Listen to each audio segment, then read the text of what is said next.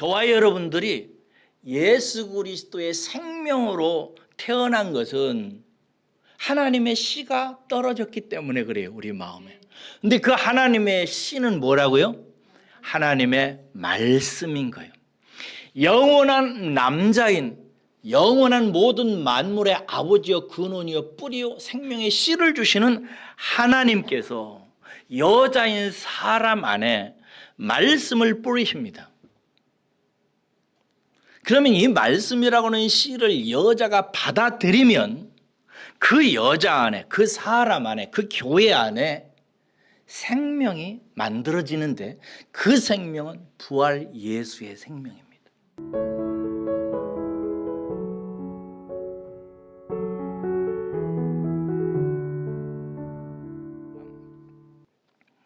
하나님의 말씀입니다. 베드로전서 1장 23절에서 25절까지입니다.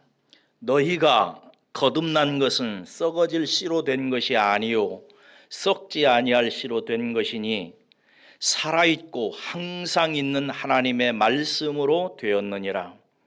그러므로 모든 육체는 풀과 같고 그 모든 영광은 풀의 꽃과 같으니 풀은 마르고 꽃은 떨어지되 오직 주의 말씀은 세세토록 있도다 하였으니 너희에게 전한 복음이 곧 이 말씀이니라. 아멘. 여러분, 사람이 예수를 믿게 되면 거듭납니다. 아무리 나쁜 사람일지라도 그가 지금까지 어떤 죄를 짓고 어떤 인생을 살았든지 상관없이 똑똑한 사람이든 무식한 사람이든 큰 사람이든 작은 사람이든 어떤 사람과 상관없이 예수를 믿으면 그 사람은 born again, 거듭납니다. 새로 태어납니다. 저와 여러분들은 예수님을 믿는 분들인 줄로 믿습니다. 그러므로 우리는 거듭난 생명들입니다. 저와 여러분들은 다시 태어난 사람들이라는 것입니다. 여러분들 마음속에 나는 세상 다른 인생과 달리 새로 거듭난 인생이다, 내 생명은 중생한 생명이다 라고 하는 이 진리가 확실해지면 여러분의 신앙생활과 일상의 삶에 큰 힘이 되고 소망이 넘치게 될 줄로 저는 확신합니다. 그런데 우리가 예수를 믿어서 거듭났다라고 하는 이 말은 한 가지 말을 전제합니다. 한 가지 사실을 밑에 깔고 하는 말입니다. 그게 무슨 말이냐면 우리가 죽었었다는 것입니다. 우리가 다시 살아났다, 중생했다 라고 말하는 것은 우리는 그 전에 죽었었다는 말을 전제한다 이 말이에요. 에베소서 2장 1절에 보면은 우리들에 대해서 이렇게 말씀하고 있습니다. 허물과 죄로 죽었던 너희를, 이렇게 허물과 죄로 죽었었다고 얘기합니다. 골로새서 2장 13절에 보면 또 범죄와 육체의 무할례로 죽었던 너희라고 표현되어져 있습니다. 우리는 죽었었는데 예수를 믿음으로 말미암아 다시 살게 된 것입니다. 창세기 3장에 보면은 모든 사람이 죽는 현장 기록이 남겨져 있습니다. 하나님께서 아담과 하와에게 선악과를 먹지 말라고 하셨지요. 그러면서 말씀하시기를 먹는 날에는 정령 죽으리라 하셨습니다. 그날 죽는다고 말씀하셨습니다. 그런데 아담과 하와가 선악과를 따먹고 그날 죽지 않았습니다. 거의 천수를 누리다가 죽었습니다. 그러니까 네가 선악과를 먹는 그날 정령 죽는다는 그 말씀에서 죽음은 육체의 죽음으로 의미하지 않는다는 사실을 우리는 알 수 있습니다. 영적인 죽음으로 의미하는 것입니다. 성경에서 죽음은 무엇이냐? 하나님께서 인생의 육체가 죽는 그 일을 통해서 진짜 죽음에 대해서 얘기하고자 하는 그 영적인 죽음은 무엇이냐? 이런 뜻을 갖고 있습니다.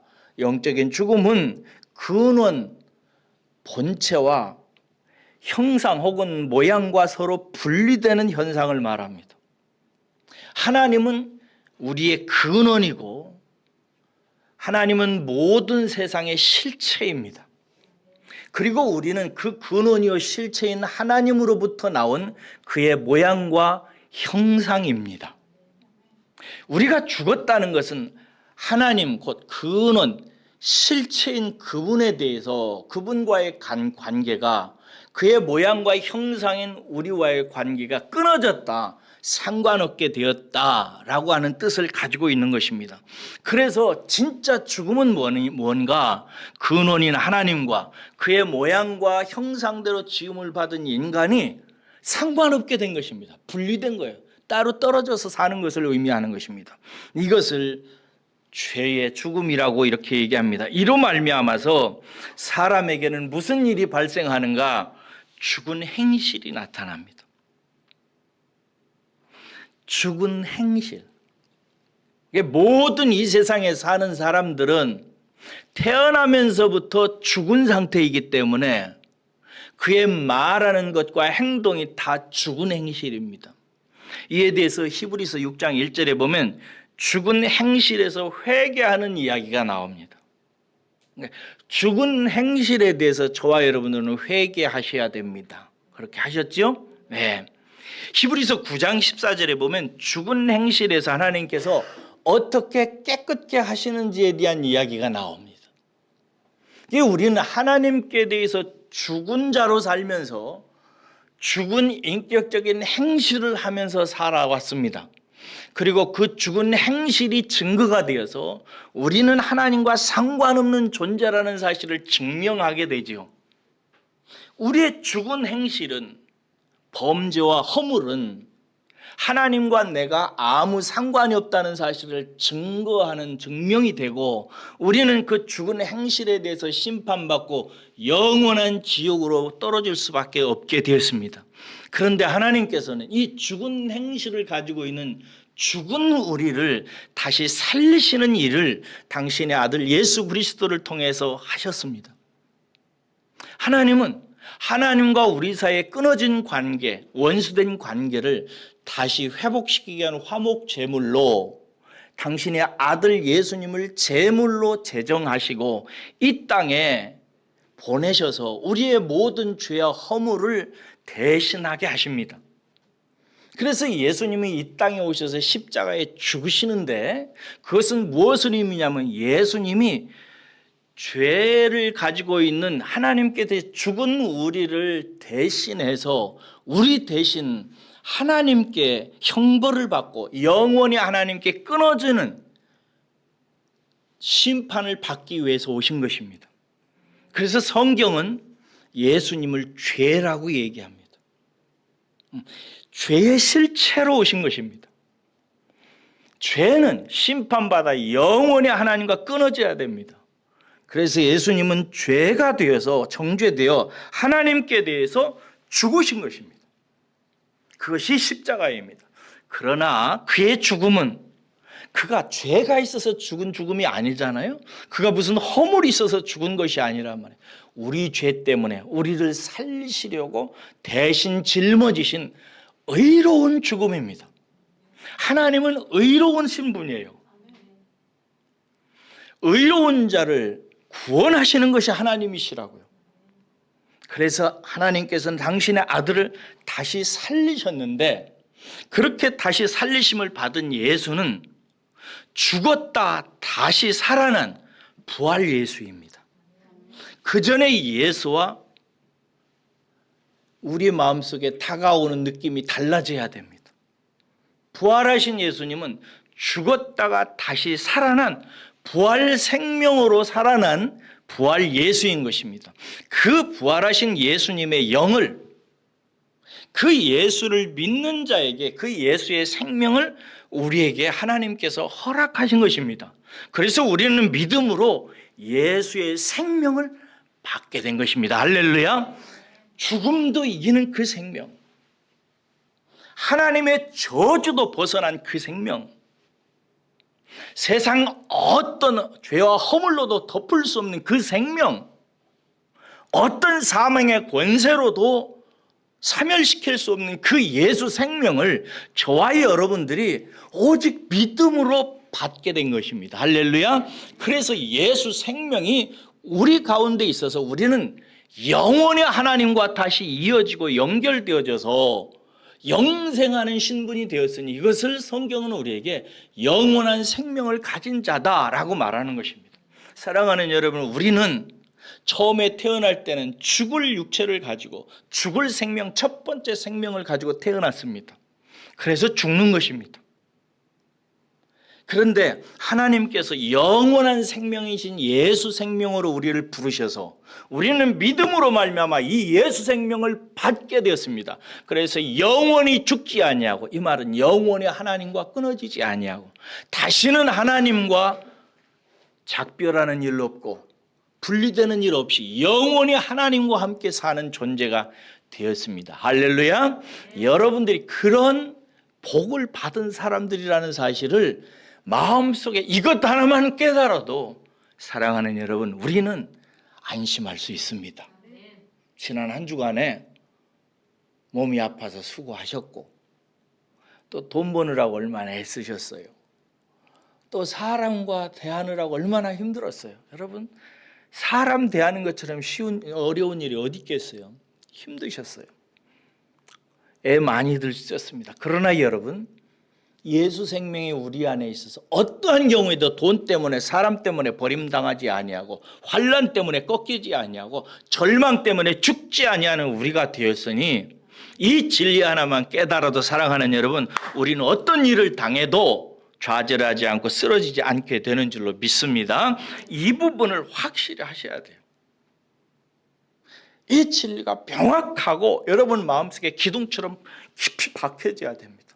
나는 예수 생명으로 거듭났다. 나는 하나님에 대해서 영원히 살았다. 하나님은 그래서 결코 나를 버리지 아니하고 나는 어떤 경우에도 하나님 밖에 있지 않다라고 하는 사실을 믿으시기를 주의 이름으로 축원합니다. 이것을 명확하기 위해서 하나님께서 교회에 제정하게 하신 게 있는데 세례입니다. 세례식. 초대교회 때부터 지금까지 하나님의 교회는 세례식을 준엄하고 영광스럽게 시행해 왔습니다. 이게 세례식을 할 때 어떻게 하죠? 목사님이나 가톨릭에서는 신부나 이런 분들이 세례 받는 사람을 품에 안고 원래 그렇게 해야 돼요. 그게 나는 더 좋아요. 우리 장로교회는 약식 세례를 하잖아요. 머리에 물 몇 방울 떨어뜨리면서 성부와 성령, 성자와 성령으로 내가 세례를 주노라 그러잖아요. 그건 약식이에요. 약식. 줄여서 했다 이 말. 안 줄이면 어떻게 되는가? 요단강에서 예수님이 세례 요한에게 세례를 받듯이 세례 요한이 예수님을 안고 물에다 푹 잠그잖아요. 그래놓고 안 꺼내면 어떻게 되는 거예요? 잠갔다가 다시 들어 올리잖아요. 잠그는 것은 뭘 의미하는 거예요? 죽음으로 의미하는 거예요. 심판을 의미하는 것입니다. 다시 일으켜서 공기를 마시게 하죠. 다시 살아나게. 그건 다시 사는 것으로 의미하는 거예요. 하나님께 대해서, 의에 대해서, 천국에 대해서, 복에 대해서, 영생에 대해서 산 자가 되었음을 눈으로 보여주는, 보이는 말씀으로 시행하는 것입니다. 왜 그러느냐? 그걸 분명히 알라고. 여러분, 예수 믿는 우리를 향해서 본문에는 뭐라고 얘기하냐면 너희가 거듭난 것은 이렇게 시작해요. 이 말씀을 주목해야 돼요. 문법적으로 이 말은 수동태 완료형입니다. 거듭나는 것은 수동태입니다. 내가 하는 거 아니에요. 하나님이 거듭나게 하십니다. 이거 정말 위로가 되지 않아요? 내가 거듭났으면 이거 문제가 심각해져요. 앞으로 잘 지켜야 되잖아요. 근데 하나님이 하셨고 우리는 수동 받은 거예요. 그리고 완료형으로 되어 있습니다. 완료형은 뭐예요? 끝났다는 거예요. 그래서 이 말은 헬라어로 무슨 뜻이냐면요, 너희는 이미 거듭났다는 뜻이에요. 주 예수 그리스도를 마음으로 믿는 자는 너희는 이미 거듭났다. 할렐루야. 이미 거듭났다. 우리가 거듭난 현상이나 느낌이나 기적이란 체험이나 이런 게 있던 없던 주 예수를 믿는 자는 이미 거듭났습니다. 할렐루야. 말씀으로 거듭나기 때문에 그렇습니다. 주 예수를 믿는 우리가 이미 거듭났습니다. 오늘은 이 거듭난 우리의 생명에 대해서 한번 차분하게 지금부터 살펴보려고 합니다. 자, 여러분, 생명이란 무엇입니까?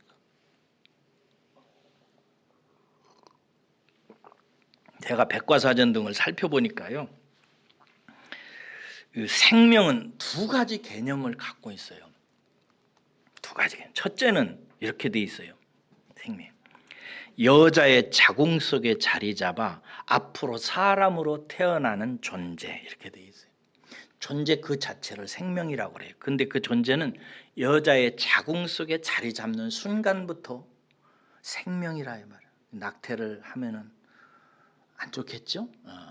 그걸 성경은 금하고 있습니다. 어쨌든 첫째, 생명은 여자의 자궁 속에 자리 잡아 앞으로 사람으로 태어나는 존재를 생명이라고 그래요. 둘째, 그 존재의 속성을 따라 살아가도록 하는 힘, 법칙, 뭐 이런 걸 말해요. 첫째는 존재 그 자체를 생명이라고 그러고, 또 하나는 그 존재가 사람이라고 하는 본성을 따라서 생육하고 번성하도록 만드는 힘, 이것을 말하는 것입니다. 근데 이 생명이 어떻게 우리에게 만들어지는지 보세요. 하나님은요, 땅의 것을 통해서 하늘의 것을 알도록 하셨습니다. 그래서 인생은 비유예요. 여러분이 경험하고 살아가는 모든 것들은 다 하늘의 것을 가르치는 비유들이라고요. 주님께서 오셔서 말씀을 전할 때 비유가 아니면 말씀하지 아니하셨다고 돼 있죠. 예수님을 통해서 하나님께서 가르치신 것은 다 비유예요. 이게 우리가 영원한 생명으로 거듭나는 것을 하나님께서 땅의 이치로 어떻게 하셨는지를 보라 이 말이에요. 어떻게 생명이 나타나냐면요, 남자로부터 생명의 씨가 여자의 자궁에 형성됩니다. 이 씨를 여자가 받아들이면 여자의 자궁 안에 생명이 만들어지는 거예요. 여기서 씨는 두 가지 종류인데, 식물의 씨가 있고 동물의 정자가 있어요. 동물의 정자를 뜻하죠. 이렇게 생명은 그 존재의 속성에 맞도록 생육하고 번성합니다. 이렇게 태어나서. 하나님은 이 현상을 통해서 영원한 생명 현상을 보여줍니다. 뭐 어렵지 않아요. 아주 쉽습니다. 성경에서 남자는요, 모든 만물에 생명의 씨를 주는 하나님입니다. 여자는 누구냐? 그 하나님으로부터 생명의 씨를 받는 사람을 의미합니다. 하나님은 당신의 씨를 여자인 혹은 교회에 허락을 하세요. 그래서 이 씨를 여자인 사람이 받아들이게 되면 그 여자 안에, 그 사람 안에 하나님의 씨가 들어와서 생명이 만들어집니다. 이 생명은 자라고 생육하면서 그 본질이요 실체인 하나님의 모양을 드러내기 시작하는 것입니다. 여기서 하나님의 씨는 무엇일 것 같아요? 본문에 의하면 분명히 나와 있습니다. 본문에 보면 이 하나님의 씨는 사람에게 받아들여져서 생명을 만들어내는 이 씨가 뭐냐? 말씀입니다. 오늘 본문 말씀에 보면 우리가 거듭난 것은 살아있고 항상 있는 무엇으로 되었다고요? 말씀으로, 하나님의 말씀으로 되었다요. 저와 여러분들이 예수 그리스도의 생명으로 태어난 것은 하나님의 씨가 떨어졌기 때문에 그래요. 우리 마음에. 근데 그 하나님의 씨는 뭐라고요? 하나님의 말씀인 거예요. 영원한 남자인, 영원한 모든 만물의 아버지여 근원이여 뿌리요 생명의 씨를 주시는 하나님께서 여자인 사람 안에 말씀을 뿌리십니다. 그러면 이 말씀이라고 하는 씨를 여자가 받아들이면 그 여자 안에, 그 사람 안에, 그 교회 안에 생명이 만들어지는데 그 생명은 부활 예수의 생명입니다. 그 만들어지는 거예요. 마태복음 14장에 보면 이 씨비유가 많이 나옵니다. 여러 개가 나오죠. 예수님의 해석에 의하면 하나님은 씨 뿌리는 분이십니다. 씨 뿌리는 자가 밭에 나가서 씨를 뿌릴세 이렇게 뜻. 이게 밭은 세상에 사는 사람을 말해요. 모든 사람. 그 사람에게 농부인 하나님께서 하시는 일인데 뭘 뿌린다고요? 씨를 뿌려요. 거기에서 씨는 뭐예요? 하나님의 말씀의 복음이란 말이에요. 이 복음이 뿌려지면 어떤 사람은 30배를 맺고 어떤 사람은 60배, 100배를 맺는다고 되어 있습니다. 그러므로 이 씨는 곧 하나님의 말씀, 복음을 의미하는 것입니다. 그러므로 사람이 거듭나는 이치는 아주 쉽고 분명해요. 하나님이 사람에게 씨, 즉 말씀을 뿌리시는 거예요. 이 씨를 어떤 사람이 받아들이면 그 안에 생명이 생기는데 이 생명은 그 사람을 존재가 되게 하고 그 존재가 그 존재의 속성과 이치에 맞게 본질에 맞게 생육하고 번성해서 그 씨의 근원자인 하나님을 나타내 보이는 존재로 생육하고 번성해요. 그래서 하나님께서는 하나님 본체 실체인 모양과 형상으로 우리를 지으시고 본체의 씨인 하나님의 말씀을 당신의 모양과 형상인 우리 안에 계속해서 뿌리세요. 그 씨가 들어오면 예수 생명이 우리에게 잉태되어지고 이 예수 생명은 하나님의 아들의 영인데 아들은 아버지를 닮고 아버지의 일을 하고 아버지를 나타냅니다. 근원을. 그러므로 저와 여러분들은 이것을 위해서 창조되었으니 곧 하나님의 영광을 위해서 하나님의 하나님 되심을 위해서 창조된 자들입니다. 할렐루야. 이것이 우리는 하나님의 씨 말씀을 통해서 새로 태어난 존재들입니다. 원래 이 생명은 이런 생명이 아니었어요. 우리가 태어날 때는. 우리 첫 번째 생명은 죽는 생명이에요. 두 번째 생명을 비유하기 위해서 우리에게 하나님께서 주신 첫 번째 씨예요. 이 첫 번째 씨는 첫 번째 인생이고 첫 번째 인생은 죽음으로 끝납니다. 첫 번째 것이 지나갔습니다. 사람의 죽음에 대해 계시록에서 얘기하는데 이것은 지나가는 것이에요. 왜 지나가요? 영원한 것이 아니기 때문에. 한 번 있는 이 인생은 지나가는 것입니다. 죽는 거예요. 없어지는 것입니다. 없어지는 것, 죽는 것, 이 허망한 것, 무상한 것, 이것을 가지고 하나님께서는 영원하고 존귀하고 참된 생명을 우리에게 가르치시고 계신 것입니다. 우리에게 이 눈이 필요해요, 여러분. 내가 영원한 생명을 가졌다. 나는 한 번 살다가 죽는 이 짧고 허무하고 무상한 인생을 통해서 영원한 예수 생명을 얻게 되었고 나는 영원토록 하나님 되심을 나타내는 그런 존재로 영생한다라고 하는 이 놀라운 거듭남의 진리를 저와 여러분들이 마음속에 깊이 깨닫고 내가 누구냐, 내 인생의 의미가 무엇이냐, 이것을 확실히 하시는 분들 되시기를 주의 이름으로 축복합니다. 이 생명의 특징을 하나님은 우리로 하여금 육의 생명의 특징을 통해서 대조시키면서 알아가게 하십니다.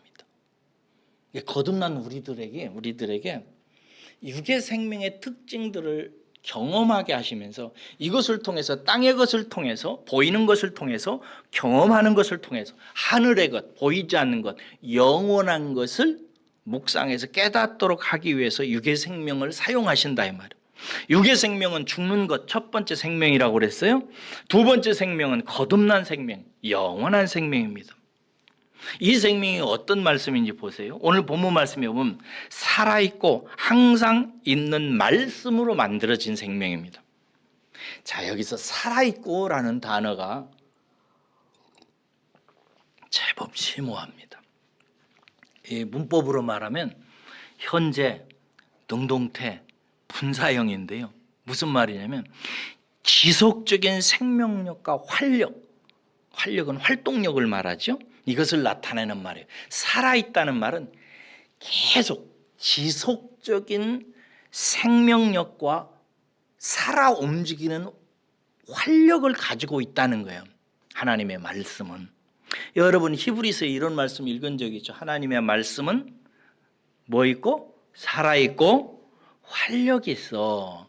우리의 영과 혼과 관절과 골수를 찔러 쪼개기까지 하며 라는 부분을 읽었을 거예요. 하나님의 말씀은 살아있고 활력이 있다. 그 뜻이에요. 소멸되어지는 육의 생명이 아니라 육의 생명은 소멸되어져요. 그 생명은 잠시 있으면 이제 그 생명력은 사라집니다. 그런데 두 번째 받게 된 이 거듭난 이 생명은 소멸되지 않는 하나님의 말씀, 항상 있는 말씀, 그 말씀으로 만들어진 것입니다. 이러한 살아있는 하나님의 말씀이 씨가 되어서 만들어진 생명이 우리의 생명이에요. 두 번째, 살아있고, 두 번째는 항상 있는이라고 하는 단어가 있어요. 이게 메론토스라고 하는 헬라 말인데 이 말은요, 머물다, 남다, 체류하다 이런 뜻이. 하나님의 말씀은 우리 안에 생명을 주고 썩 사라지는 것이 아니라 남아 있어요. 체류해요. 함께합니다. 하나님의 말씀은 1.1획도 우리의 신부인 여자인 우리의 마음속에 생명을 잉태하고 나서 하나님의 말씀은 1.1획도 떨어지지 않습니다. 없어지지 않아요. 우리의 기억력은 첫 번째 생명의 한계 때문에 하나님의 말씀이 잊혀져 가고 사라져 가고 희미해져 가는 것 같으나, 그러나 우리의 속사람은 날로 강해지고 날로 새로워져서 이 속사람 속에 뿌려진 새 생명의 마음밭에 뿌려진 이 씨는 사라지지 않고 항상 있는 말씀이에요. 그래서 조금도 변화도 없이 항상 그 목적을 향해서 영속적으로 존재한다는 뜻을 갖고 있어요. 하나님의 말씀은 우리에게 떨어져서 살아있고 항상 있는 말씀으로 우리를 영원한 생명을 허락해 주시고, 이 영원한 생명 안에서 떠나지 않고 항상 존재해서 그 말씀이 목적하고 지향하고 이루려고 하는, 성취를 하려고 하는 목적을 향해서 끊임없이 살아서 활동하는 말씀일 것입니다. 우리가 거듭난 것은 이 말씀을 통해서 거듭난 거예요. 우리를 거듭나게 한 말씀은 이렇게 우리 안에 살아있고 항상 있어서 하나님으로부터 나온 말씀에 포함되어져 있는 뜻과 계획을 향해서 영속적으로 영원히 우리를 이끌고 가고 움직여 갑니다. 그래서 저와 여러분들은 말씀에 의해서 창조되어지고 말씀에 의해서 영원토록 이끌리는 존재로 지음을 받은 것입니다. 그러니 말씀이 우리에게 얼마나 중요하겠습니까? 이렇게 살아있고 항상 있는 말씀으로 거듭난 사람은 현상이 나타납니다. 중생은 참 신비해요. 어떻게 거듭나는지를 알 수는 없어요. 요한복음 3장에 보면 왜 예수님께서 니고데모가 예수님이 거듭나는 일에 대해서 말씀하니까 영 눈치를 못 채잖아요. 이때 예수님께서 니고데에게 설명하실 때 이런 부분이 있잖아요. 바람이 임의로 불매 그 소리는 들어도 어디서 와서 어디로 가는지 알지 못하나니 성령으로 난 사람도 다 이러하니라. 우리가 하나님의 말씀을 씨로 받아서 우리 속사람 안에 예수 생명이 잉태되어질 때 우리는 아무도 모릅니다. 누구도 눈치를 채지 못해요. 자기 자신도 모릅니다. 때때로 하나님께서 어떤 연약한 자를 위해서 거듭날 때 특별한 은혜의 체험을 주시는 경우는 있어요. 그래서 어떤 사람은 거듭날 때 막 펄펄 뛰기도 하고 뭐 환상을 보기도 하고 특별한 은혜를 체험하기도 해요. 하나님이 친절하셔서 그에게 진리를 잊지 않게 하기 위해서 각인시키는 작업이기는 합니다만 다 그렇지는 않아요. 거듭나는 것은 바람이 부는 것과 같아서 도대체 이놈의 바람이 어디서 시작돼서 어디로 가는지 우리는 모릅니다. 나는 어떤 과학자들도 바람의 출처를 얘기하는 과학자를 본 적이 없습니다. 바람의 목적지를 얘기하는 일기예보를 본 적이 들어본 적이 있습니까? 그런 거 없습니다. 몰라요. 우리가 거듭날 때 아무도 모릅니다. 그런데 뭐라고 하냐면 바람이 부는 것을 통해서 바람이 있는 것을 알아요. 우리는 현상을 통해서 알지요.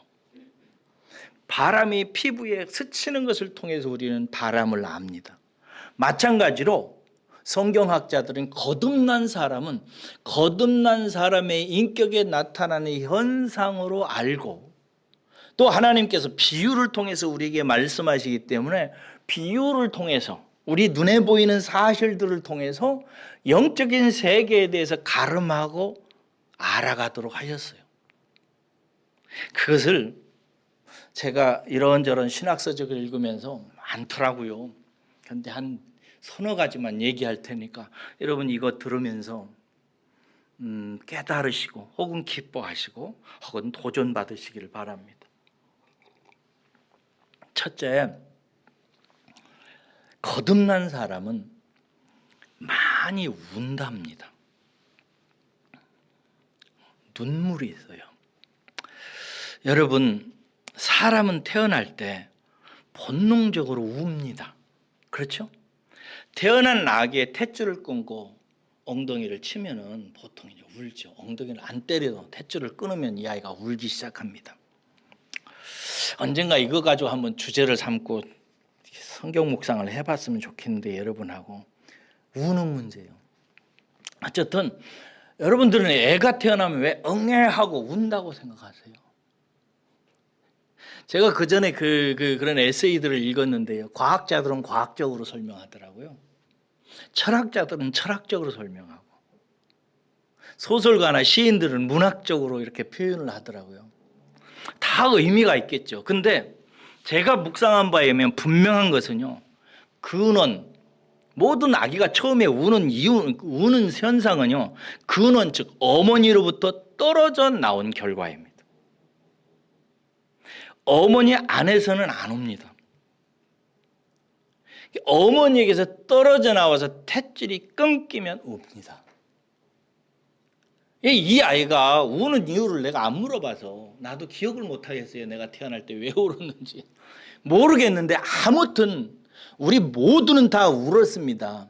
근데 운 그 현상은 어머니로부터 끊어져 나온 순간부터 우리에게 주어지는 것입니다.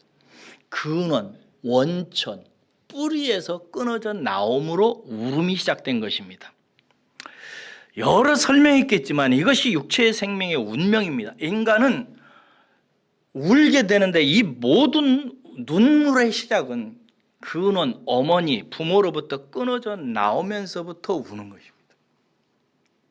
거듭난 사람은 더 많이 웁니다.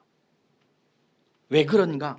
거듭난 사람은 근원, 뿌리, 원천인 자신의 아버지 되신 하나님과의 떨어져 사는 삶에 대해서 세상 어떤 사람보다도 더 영적으로 많이 느끼고 실감하기 때문에 그렇습니다.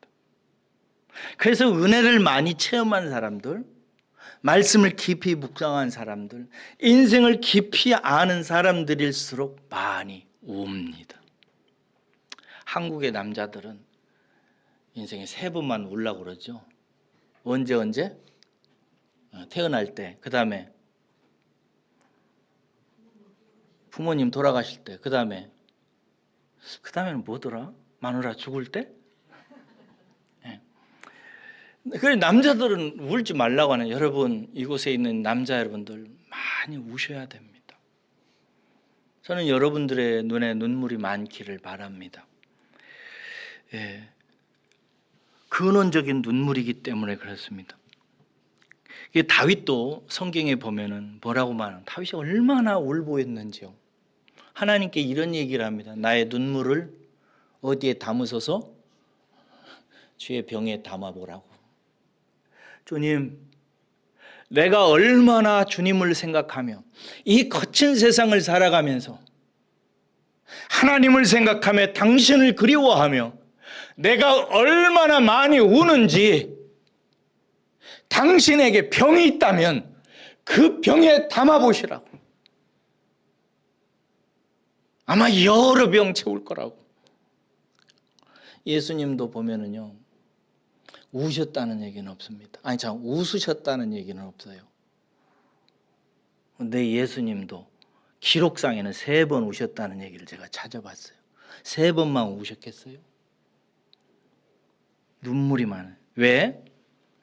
근원, 뿌리, 원천인 아버지로부터 떨어져 나온 삶에서 느끼는 영적인 실체에 대한 감각이 살아있어서 그렇습니다. 그래서 거듭난 사람은 많이 웁니다. 여러분들에게 묻습니다. 최근에 운 적이 언제예요? 아니, 돈 없어서 운 거 말고, 속상하고 열불나서 운 거 말고, 그런 눈물 말고, 하나님 생각하면서 은혜 받고 싶어서, 하나님 품에 안기고 싶어서, 빨리 하나님한테 가고 싶어서, 내 영혼의 줄인 배가 하나님의 말씀으로 체험받고 싶어서, 하나님, 내 마음밭이 칼갈이 찢어졌어요. 여름 가뭄에 갈라진 땅처럼 하나님, 내 마음밭이 갈라졌어요. 하늘문을 여시고 비를 내려주세요. 은혜를 내려주세요. 나를 위로해 주세요 하면서 하나님 앞에 나가서 운 적이 언제요? 나는 한 달 이상 하나님 앞에 나와서 기도하면서 한 달 이상 눈물을 흘리지 않는 성도는 좀 심각하다고 생각합니다. 많이 우시기를. 아니, 돈 때문에 말고, 그런 거 말고, 영원한 하나님과의 관계에서 슬픔을, 기쁨을, 즐거움을 하나님과 사이에서 많이 나누시기를 주의 이름으로 축원합니다. 2번째는요, 인간은 본능적으로 젖을 찾습니다. 뭐 인간뿐입니까? 살아있는 존재는 다 그렇습니다. 그런데 여러분, 애가 태어나면, 저는 애를 안 낳아봐서 애에게 젖을 준 적이 없어서 그걸 잘 느끼지를 못한 게 아쉬움이 있어요. 근데 애가 태어나면 말을 그렇게 하더라고요. 애가 죽을 힘을 다해서 빤다고. 그래서 어떤 사람은 애에게 젖을 먹일 때 젖꼭지가 찢어지는 것 같아서 그렇게 고생을 한다고 그러더라고요. 그렇습니다. 여러분, 어린아이는 태어나면서 죽을 힘을 다해서 살려고 막 젖을 빨아댑니다. 그런데 여러분, 젖은 뭡니까? 젖은 어머니, 근원으로부터 나오는 인간의 첫 양식이고 유일한 양식입니다.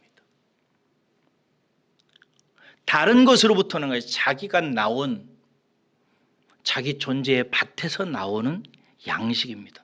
아이는 이 양식을 먹으려고 죽을 힘을 다합니다. 그래서 신학자들이 이런 표현을 써요. 거듭난 성도는 곧 근원으로부터 나오는 어머니, 어머니는 교회를 말하거든요. 교회를 통해서 하나님께서 주시는 양식을 먹으려고 죽을 힘을 다한다고. 이게 거듭난 사람의 영적인 특징 중에 하나라고. 여러분, 성도는 교회를 통해서 주시는 하나님의 젖을 먹으려고 해요. 그 먹는 순간이 제일 즐거워해요. 여러분, 예배 드릴 때 언제가 제일 재밌어요? 언제가 제일 지겹지요? 설교할 때죠? 설교 들을 때? 그런 분 계시더라고요. 내내 즐겁게 이렇게 하시다가 그때 되면 이렇게 자기 스스로 계시를 받으러 떠나는 사람들도 많고 이래요. 말씀 듣는 시간이 제일 즐거우시기를 주의 이름으로 축복합니다. 진짜 은혜 받은 사람이에요. 그때 어린아이처럼 죽을 힘을 다해서 내가 은혜 받아야 된다고 생각하고 쭉 쪽 빨아 잡수시기를 바랍니다. 처음에는 이렇게 어린아이는 부드러운 젖을 먹죠.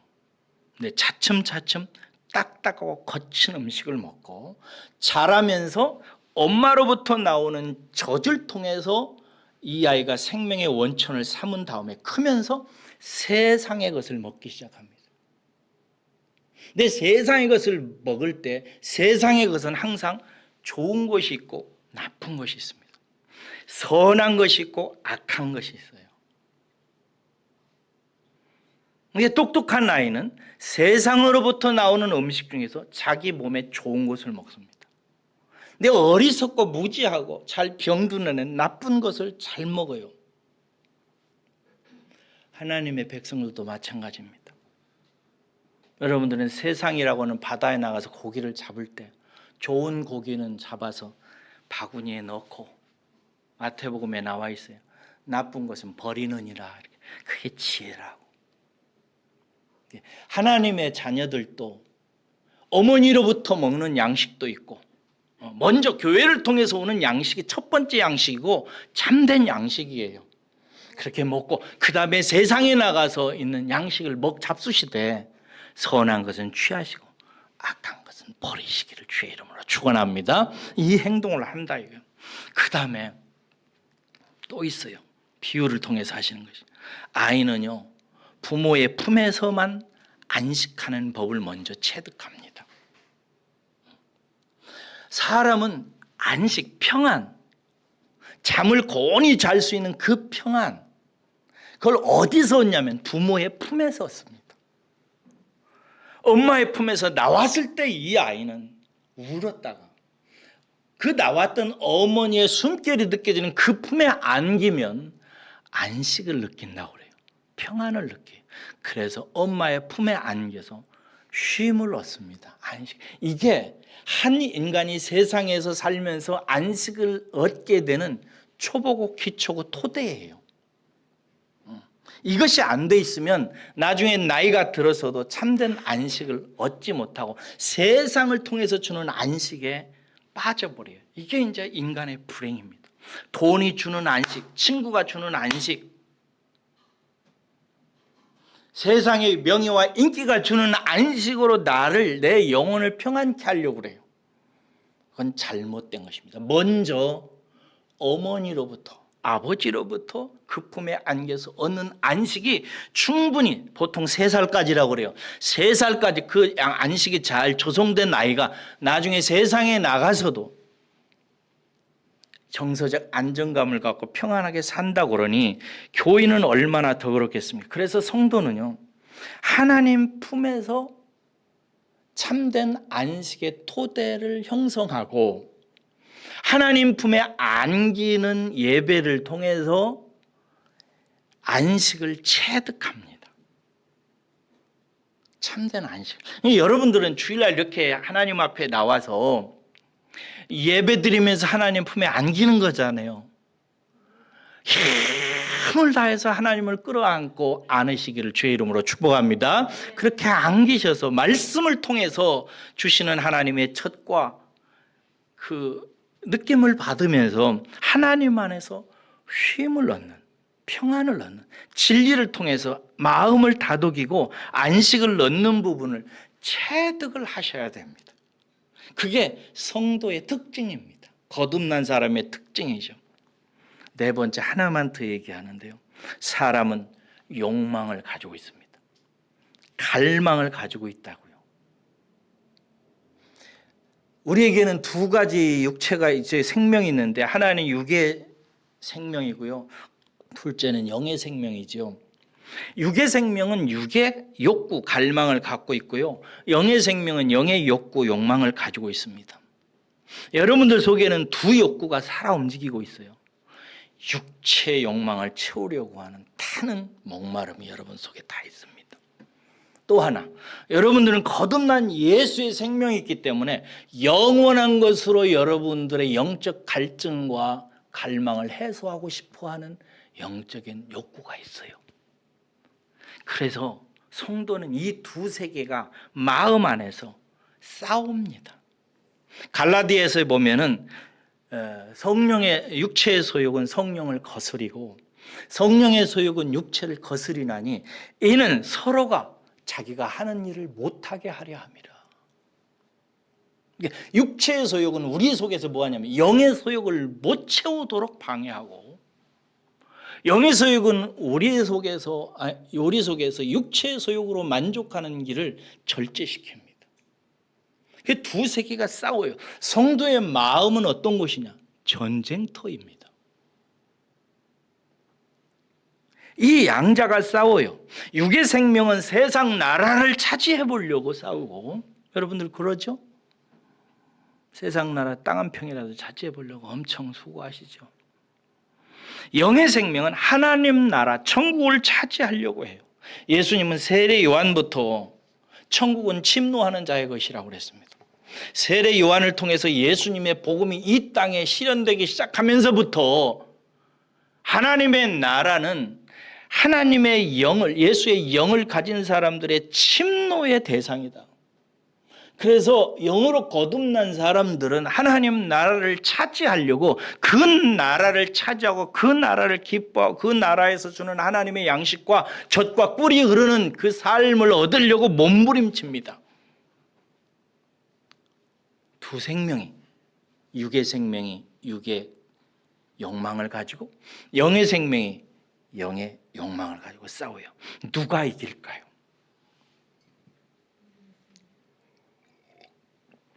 제가 어떤 책을 읽다가 아주 재밌는 비유를 들었습니다.